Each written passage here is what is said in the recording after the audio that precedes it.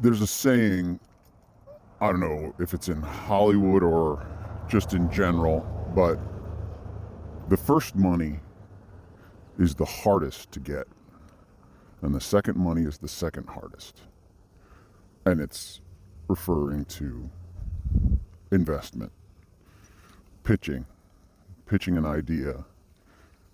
I guess that's probably universal, not just Hollywood, but if you have an idea, anything, a business you want to start, the first money is the hardest to get.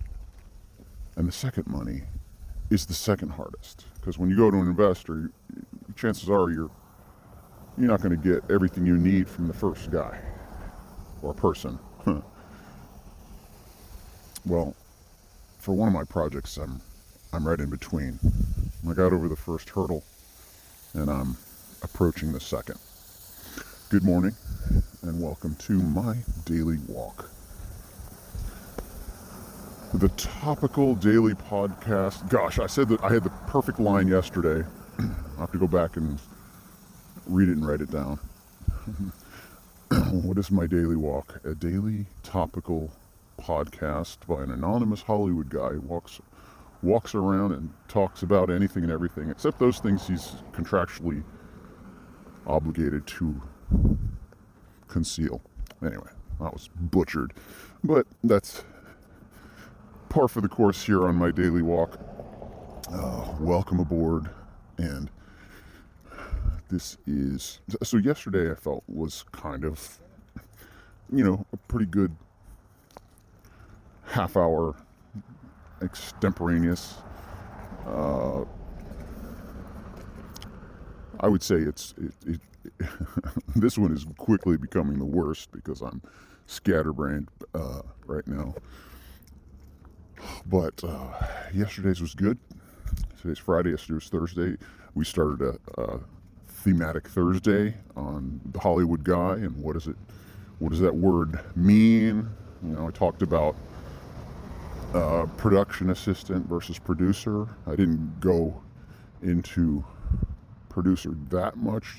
Maybe I'll pick up next Thursday on that subject because I have a lot more to say about what a producer is. But you might find this interesting. The place where I'm walking today, taking a bit of a different route, but I'm to my left, across the street from me, is a house currently covered with artificial snow, set up with Christmas decorations, and there's production trucks all up and down the street and security guards at each end of the street. Yes, it is not wintertime right now. This is a house that's been selected to stand in as a middle of America winter wonderland. No, just it happens every day in this town. We live on a back lot pretty much. Just I'll read this sign right here that I'm standing in front of. No production parking anytime, no exceptions. In other words, you Hollywood guys, keep your trucks off this street. People live here. We need to park. It's just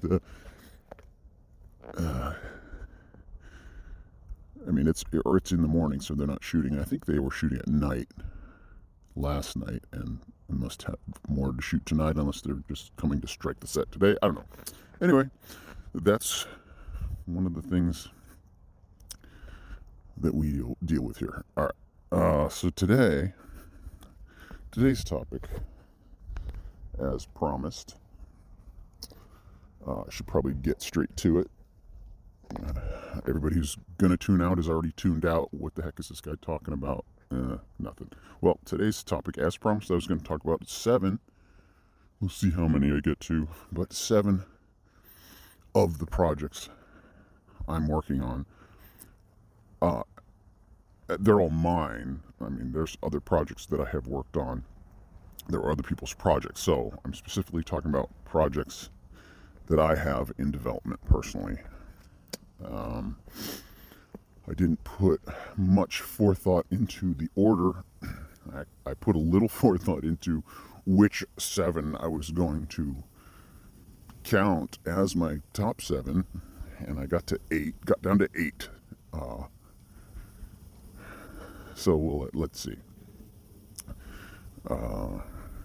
If I'm going to do this extemporaneously right now, in order of importance, I'll just start with 1 and stop at 7.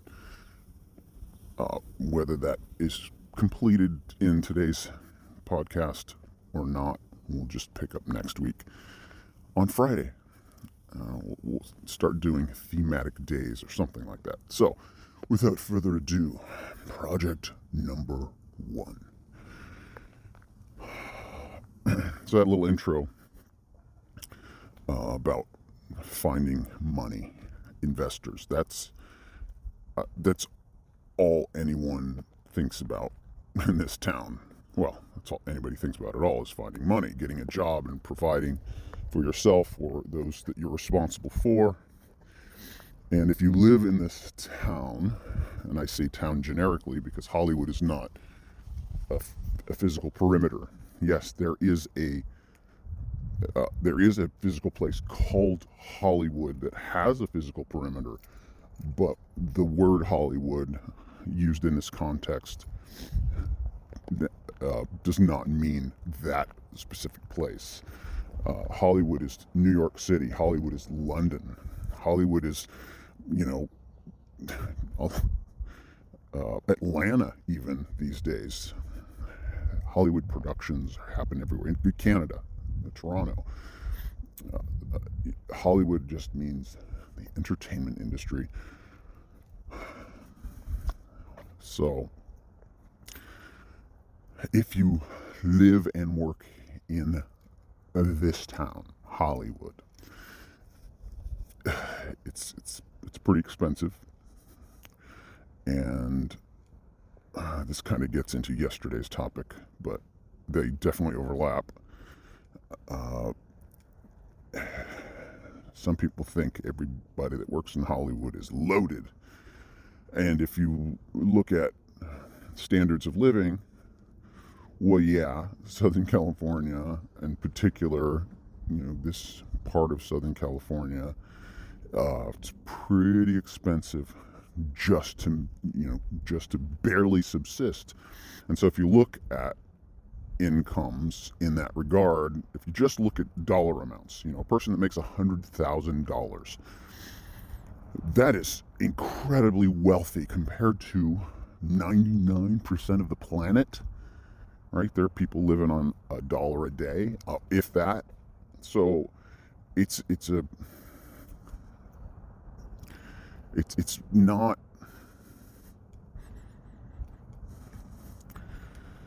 if you make a middle class income but live in a rich neighborhood, you feel poor. If you have a income that's at poverty level and live in a middle class neighborhood, you feel poor by American standards. But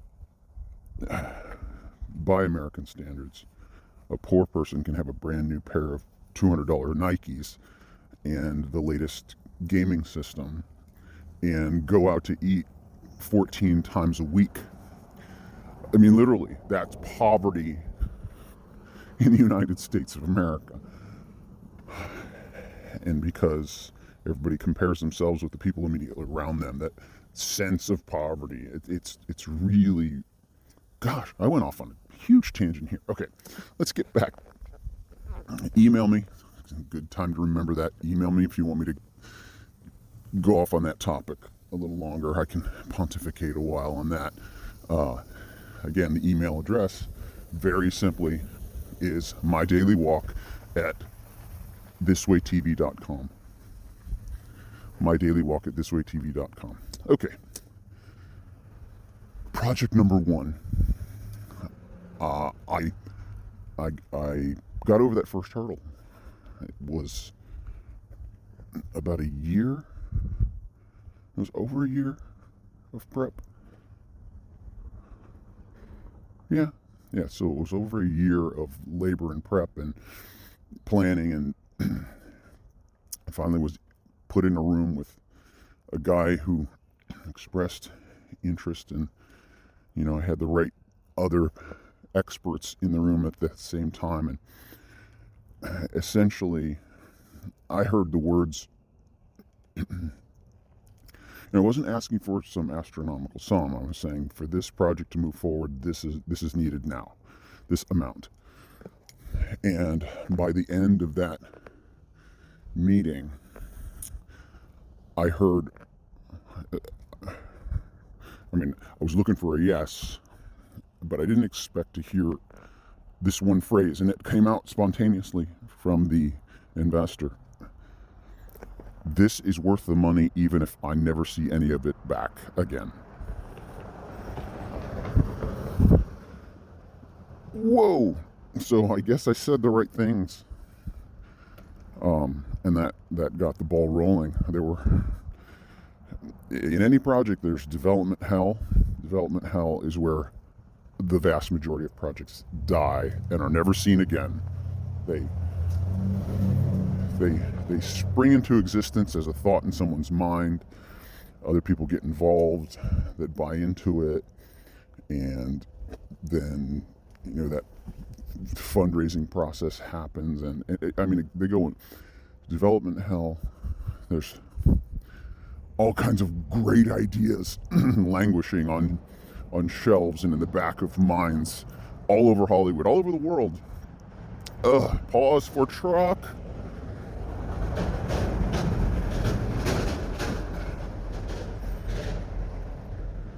So technically every one of my projects is right there. Development purgatory, I would say.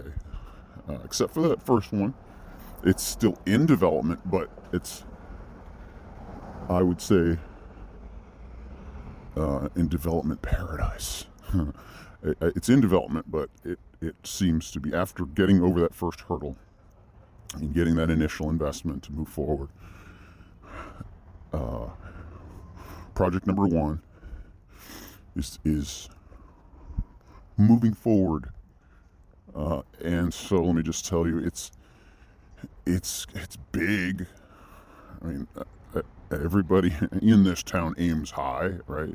Everybody in this town wants to make a name for themselves or do something significant or make a bunch of money. There's any number of motives, any combination of motives. And for me, the motive was I wanted to, I have values, I have a point of view, I have a instinct or an inkling of what I think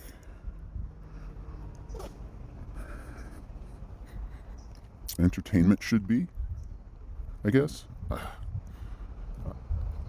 I was following my heart. I was just following my heart. And lo and behold, heart led me down a path that, if I hadn't walked in the very specific path I was walking, I never would have seen this project. And I think previously I may have referred to it this way, a buried treasure. I stumbled upon a buried treasure, and if it's properly mined, like if you change the metaphor from a buried treasure to stumbling upon a gold mine, like the opening to a gold mine, if that value contained inside is properly developed, it could be big. And I'm not talking about money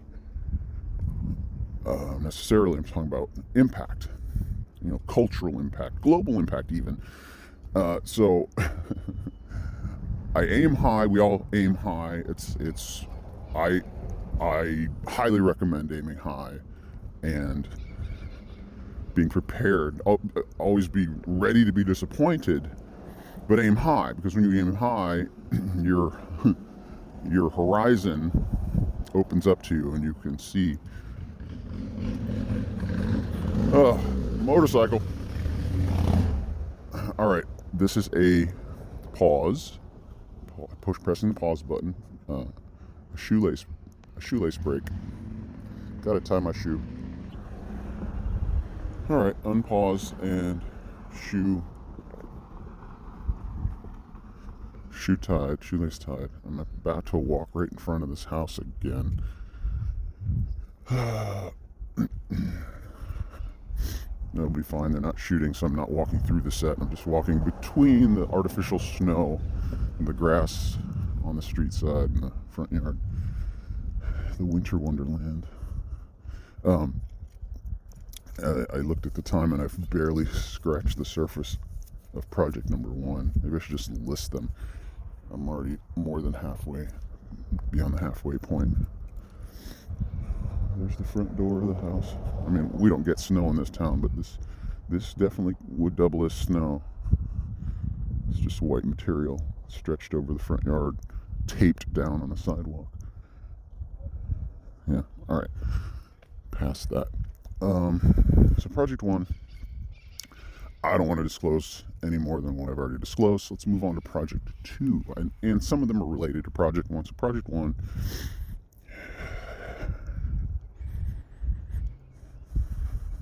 well, project 2, now I won't do them in necessarily in order of importance or anything. I'll just do them in order that they occur to me in relation to each other. So project 2 is a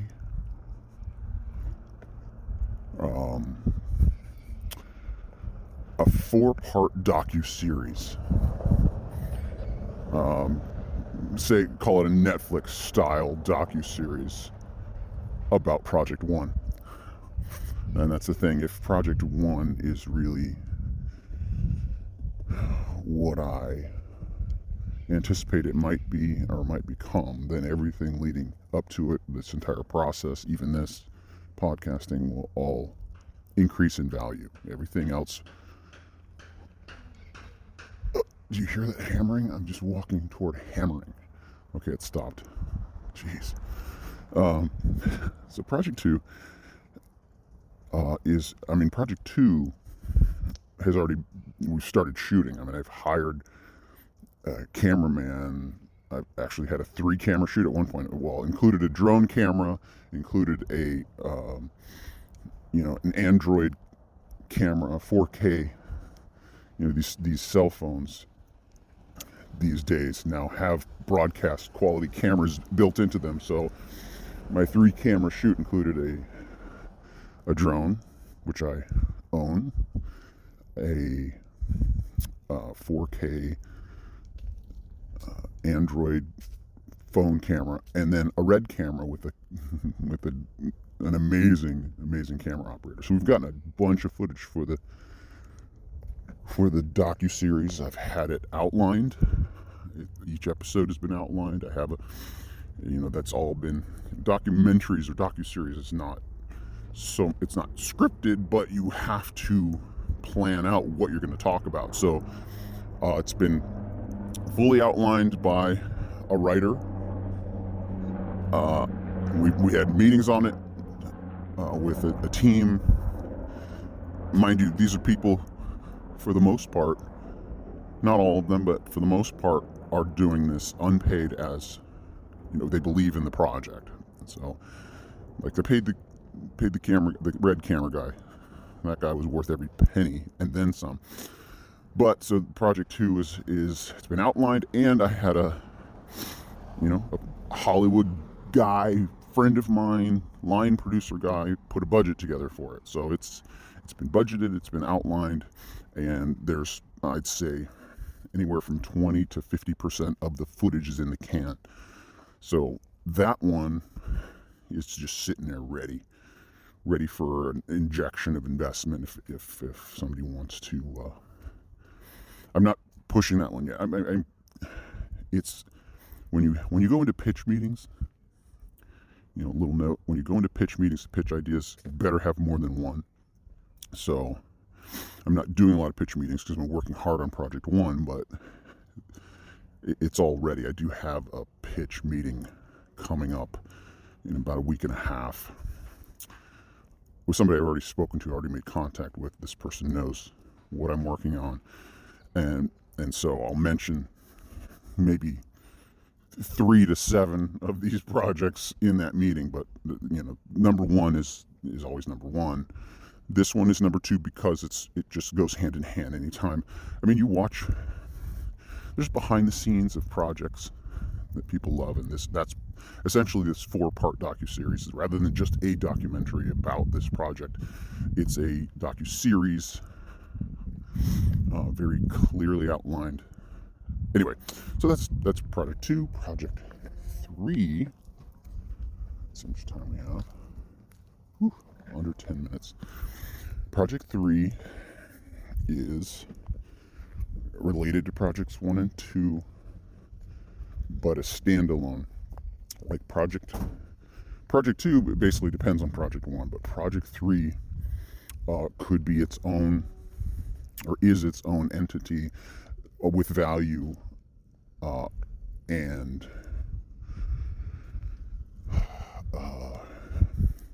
it is not inherently or directly tied to the other projects. But project 3 wouldn't really have come about if I hadn't started on project 1 and 2. In fact, a lot of the footage from project 2, the docu-series, will also be included in project 3, but not the same materials. Maybe some of the B-roll, the scenic, gorgeous drone camera footage. But because project 3 is of a very different nature, you're not going to use all the same footage. In any project, even in film, there's a lot more that's shot that ends up on screen. And so that's the case with projects 2 and 3. We shot a ton of stuff so far, but if you shoot 100 hours of footage and the docu-series is 4 hours at the most, and you have hundreds of hours of footage, there's just so much valuable stuff that gets cut away. Well, project 3 actually capitalizes on a lot of the materials that just wouldn't be appropriate for project 2. Project 3 is it's kind of an educational, entertainment formatted series. It's not a documentary style, and it's not reality style. It's an adventure, travel adventure series. Again, I'm always self-editing, and so I try to err on the side of caution, disclosing less rather than more. All right, so there, project 3. Project 4, it's in the top 7, and it is in a way related to projects 1 through 3, and we have a bunch of footage shot for it already, but I guess you would say, is a straight out reality show. Yeah, it's a 7-episode first season, and it's kind of scripted out. I created a episode by episode idea of what could happen, because in reality TV, you either script it out or you just run and gun. You just shoot, see what happens. So this is a kind of a combination. I mean, I'm not going to say the subject matter. It's just it would be very cheap and very easy, and I believe very marketable. I mean, I think there'd be a broad audience for it. And because I have worked in that side of the business, I just have some logical connections, that could go. I mean, I could go at any time. If it were my top priority, I'd be pushing it. And I already have an executive producer guy, a friend of mine, who used to be a boss on a project. He's all in. He's like, I will do this at a reduced rate because I believe in this project and I believe in you. Let's do it. Let's just go for it. And I'm like, okay. But when you have all these other projects and you have to prioritize, I mean, I have an investor on Project 1 and I'm obligated to do things on that, and that's the one that is really driving everything. So Project 4 is, you call it, it's on the side burner, ready to pop at any time. May I add here that in Hollywood there's prejudice over what type of project you work on. Like you may work in Hollywood, but some people work in reality TV. Some people work on feature films. Some people work on scripted series, and some people work on news. And I mean, it's just, there's all these different genres, and there's very, very little overlap, very, very little crossover, and it's, everybody wants to work on the films. It's like, that's the goal for everybody, to be on the feature film. But if you get your foot in the door on something else, you might get locked into a rut, now I'm just working on this. How do I transition to that? I know editors who've made really good money in reality TV that step backwards and become assistant editors on scripted TV or scripted film. And they may languish there for 10 years before they ever get a shot. Anyway, I digress. So, Project 4, I'll move past. Maybe I will get to all 7. Project 5. All right, Project 5 kind of launched. It was because I was making progress on Project 5, the development of Project 5, that the door opened, or I was pushed in a direction that led to Project 1. So Project 5 is very important to me, but it would only happen if Project 1 happens, as with the rest of them. Maybe some of these will happen, maybe none of them will happen. But Project 5 is a sitcom, but it's more of a Netflix style dramatic sitcom, not slapstick half hour. It's more of an hour format. And it just, I guess, proved my ability to write, proved my ability to tell a story, proved it to somebody who knows what they're talking about, somebody who's been successful at it for decades. They're like, yeah, you can do this, I believe in you. And then, oh, okay. So that's how it led me to Project 1. I just was encouraged and kept pursuing that, developing my own projects. All right, so that was quick. Project 5. Project 6. All right, Project 6 preceded Project 5. It's a feature-length script, low budget, something that I was thinking, well, for a nobody, even somebody who works in the industry but is a nobody, to do what to do what I want to do. I want to make movies like everybody else in town. I'd love to make a movie, but who am I? What do I have, behind me? It takes more than just an idea to get a movie made. Good grief. So I wrote this high concept, low budget. If you know Hollywood, you know what that means. Basically, it just means come up with this crazy idea that doesn't cost anything. So I started out with that in mind, came up with a sci-fi kind of dramatic thriller. Turns out it's probably at least a $5 million budget, but that is low budget in Hollywood. $5 million is a low budget film, but it could get made for cheaper than that, but it could get made for $20 million. Or if you get an A-list actor, it'd be $50 million, whatever. But so I wrote that script, and that, I showed myself, I guess, that I could do it. And Project 7, since the clock is ticking down, I'm actually getting to all 7 quickly. Project 7 is also a feature film, and it's the thing I started writing before I got my foot in the door in Hollywood. It's this huge, epic, big budget, etc., etc., but it was a story that I had to write, and I taught myself to write. Like, that's what motivated me to, teach myself to write. And I wrote it. A guy from Disney, who used to be a reader at Disney, read it and said, "Oh, you might have a career at this," which, motivated me to move forward. And after that, I got a job in Hollywood. And then I started rewriting this script, and it's getting better and better. It's on the side burner because I'm on Project 1, but Project 7, that's one of my one of my big goals long term. So there you have it, 7 projects.